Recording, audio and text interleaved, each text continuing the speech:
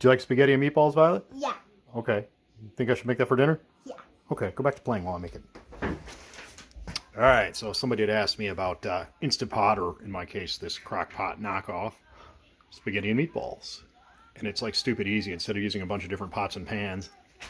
So, what you need are some frozen meatballs. In this case, these are IKEA chicken meatballs, which actually I think taste like, when they're cooked, they almost taste like chicken parmesan if you put some mozzarella cheese on them.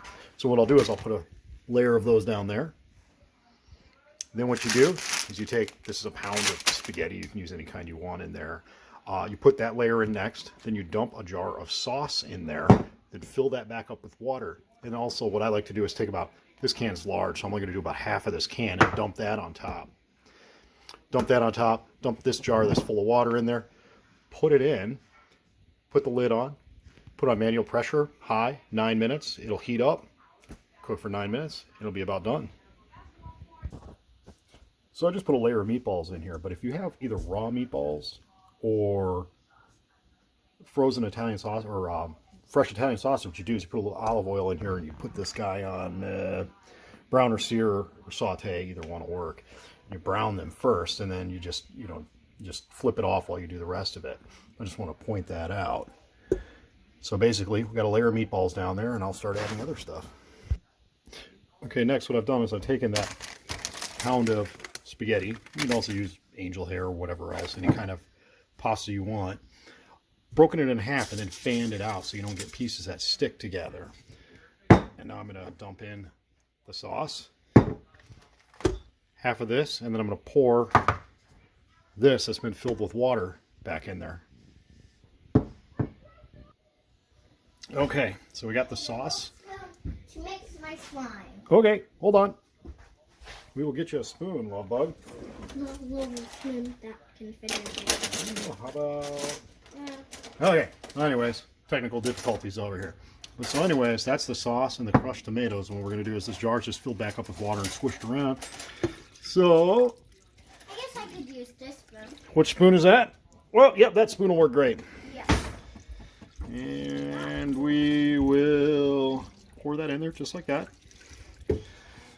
Next, we're going to put the lid on, secure this, and we'll go from there. All right, so now we are going to lock that. We're going to make sure the steam can't vent. Also make sure your bobber is properly installed.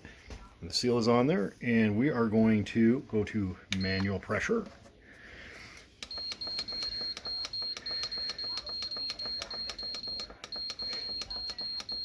And we're going to hit start. And so this will go through the whole cycle of heating up until it gets to that temperature. And then once everything reaches temperature in there and this reaches pressure in there, then the 9 minutes will start. And then from that, we will kick this bobber valve to vent, let it vent off, and then we'll open it. So it's been heating up for a few minutes. Yeah, I don't know if you're going to be able to hear through the camera, but you can actually hear it's starting to bubble or boil in there and build up pressure.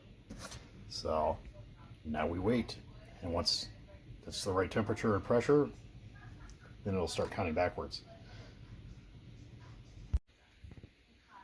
So as you can see, it's cooking away now. It reached temperature and it started counting down from 9. I was downstairs, so well, we didn't get to see that switch over, but that's okay because it's cooking away. We got about 6 or 7 more minutes, and then we will vent this out and see what it looks like. You're telling everybody you're angry because dinner's not ready? Mm-hmm. Yeah. We gotta vent this now that the time's up and it's counting backwards now.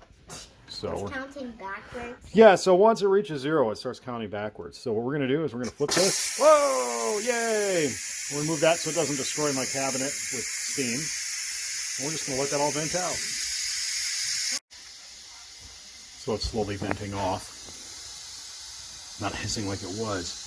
But basically, you're not going to be able to open it until this bobber valve drops, because that's securing the lid. You can't unlock it anyways. So we wait. We're getting close, though. I know you're so hungry, kitten. Are you so hungry? We starve you to death here, don't we?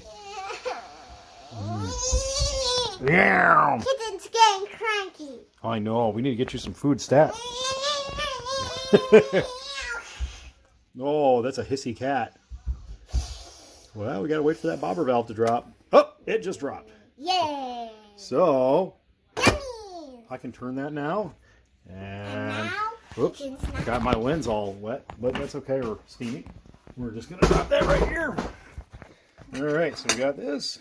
We're going to take, and we're going to stir this all up. That's one thing you got to do.